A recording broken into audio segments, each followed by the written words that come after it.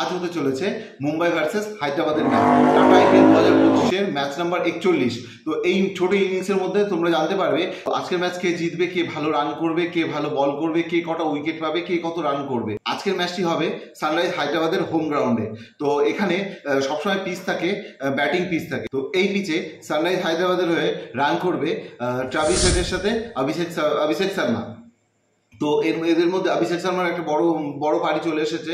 তো এখানে ট্রাভিস হেডের একটা বড় পারি বাকি আছে। তো এখানে ট্রাভিস হেড 70-এর ওপরে রান করতে পারে, ওদিকে অভিষেক শর্মার 50 আসতে পারে।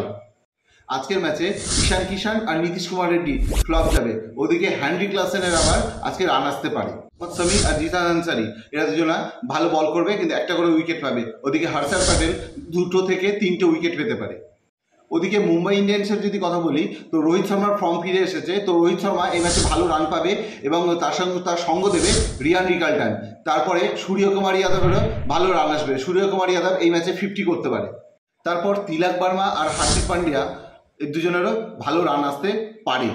এবার যদি বোলিংয়ের কথা বলি, তো হার্দিক পান্ডিয়া আর জসপ্রীত বুমরাহ 2টো করে উইকেট পাবে। এদিকে উইল জ্যাক 1টা উইকেট পাবে, কিন্তু ভালো বল করবে। এবার যদি কথা বলি ম্যাচ উইনারের, তো আমার পার্সোনালি প্রেডিকশন হচ্ছে আজকে যে আজকের ম্যাচটি মুম্বাই ইন্ডিয়ান্স জিতবে, সানরাইজ হায়দ্রাবাদ হারবে।